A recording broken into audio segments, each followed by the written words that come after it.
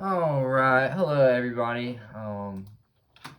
This is my final presentation. It's going to be over the game Dragon Age Inquisition. A really good game. I played it, I think, a year or two ago. Really good game. I enjoyed it very much. But we're going to break Dragon Age Inquisition down today. For one, its aspect of gameplay, graphics. It's really new RPG element at the time.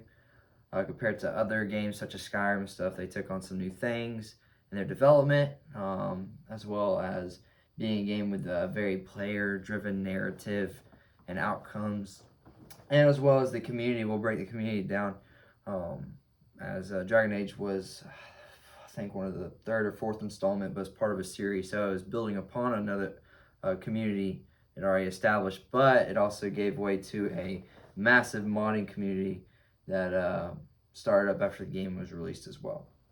So first thing we'll break down is the gameplay, and I have bits of gameplay playing behind me. I have the cinematics right here, and then I actually have the core gameplay, and we'll break that down. So Dragon Age Inquisition, first off, is stunning, beautiful, and visually appealing.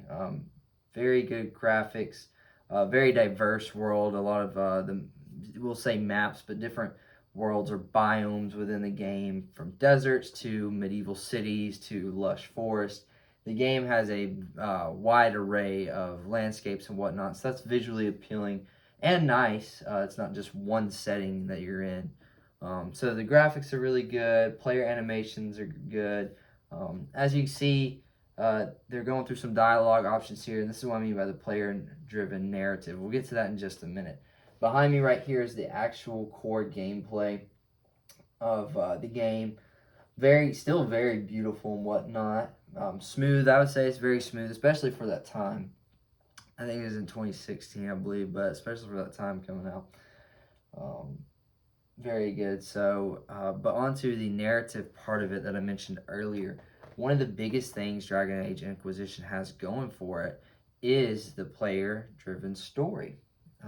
Similar to Skyrim to a degree and stuff, you have dialogue options, but the thing with Dragon Age is your dialogue options, behaviors, and actions have a very, very vast outcome, not just with the game itself, the story itself, but the people around you. The people change and develop based on your decisions. So you may make a decision that would upset one of your supporting characters, or you may make a decision that they would approve of. And depending on the decisions you make and whatnot, you could end up upsetting certain party members of your band of medieval warriors and mages and whatnot, or you could have them be approving of your actions and supporting. And depending on the choices you make, that could open up new dialogue options with the character, new attitudes and behaviors. You know, you could get a character to not like you and end up leaving your band. If they really don't like you, they won't join you in the final quests and whatnot and stuff. So I don't know if you saw, but they made a dialogue option and it just shot up on the side, letting you know what characters approved and disapproved. So I'll show you that right here.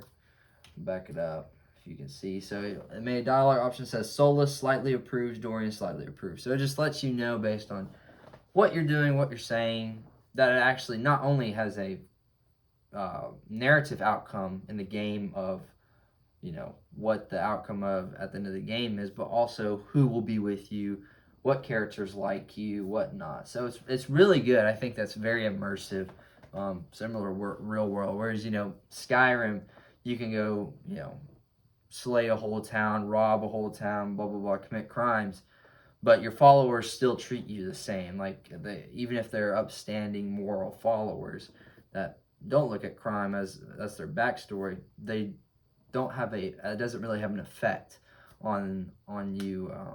You don't have any repercussions from doing that. Whereas in Dragon Age, if you were to make certain decisions, say stuff, you have repercussions not only in the outcome of the game, but the outcome of your supporting characters.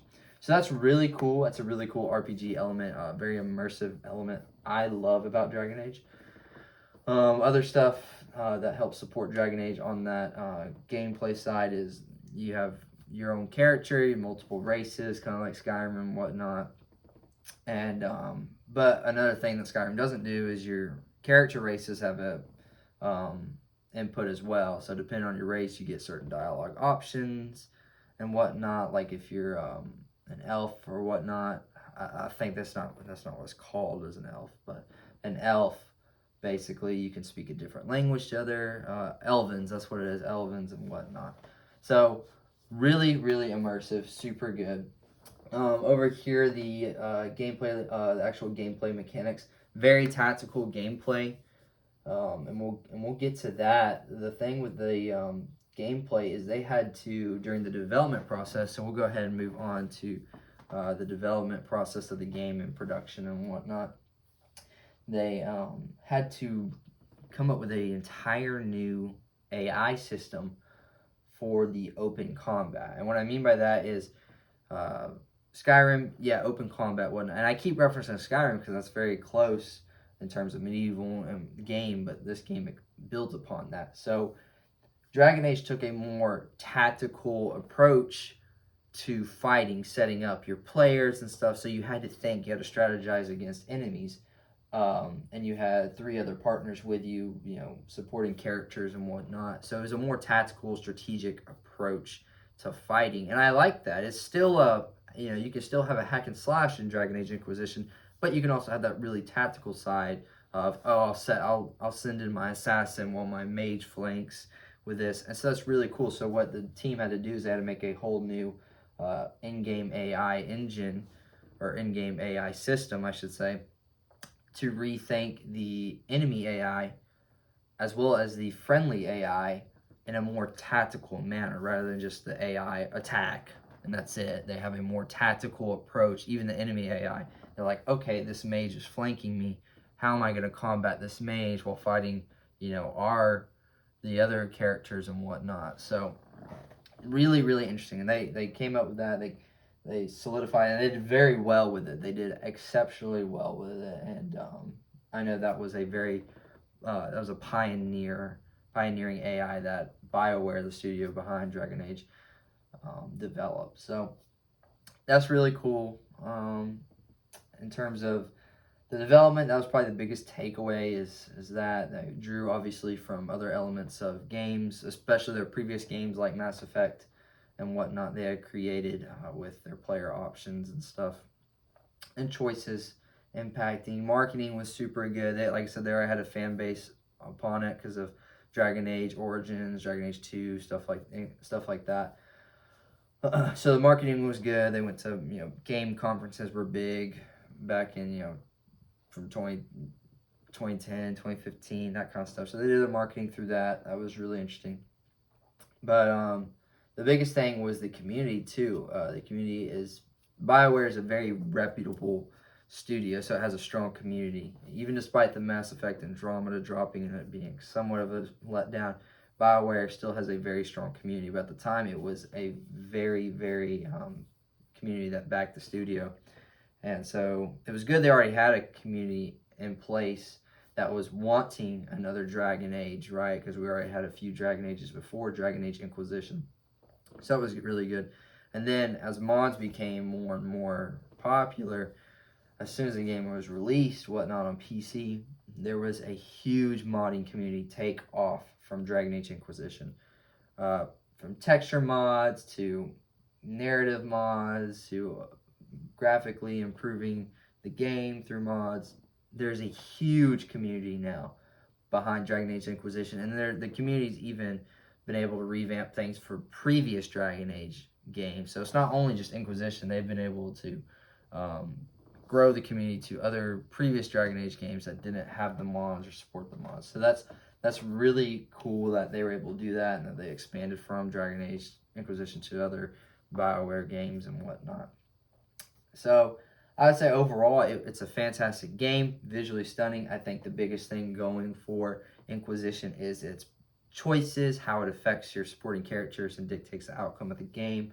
I think one of the coolest and most innovative things about the game is the new AI system of how it's more tactical and strategic instead of just a hack and slash. You have to really think about the battles, and that makes the battles much more entertaining too. It makes you think. It's not like, okay, here's the enemy, let's go just hack and slash it. right? And I was like, okay, let me deploy this person here, blah, blah, blah.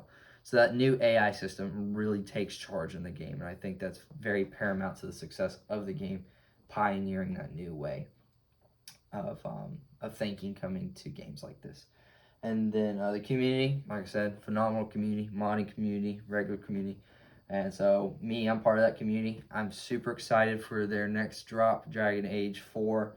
I think they've announced it, but I think it'll release 2024's well, I bet they'll come up with some new AI systems or new tactical advantages, but definitely Dragon Age Inquisition set the tone at the time, pioneering a new AI system, really giving an immersive RPG game for us to play and enjoy even to this day. So I hope you enjoyed it. That was my final presentation.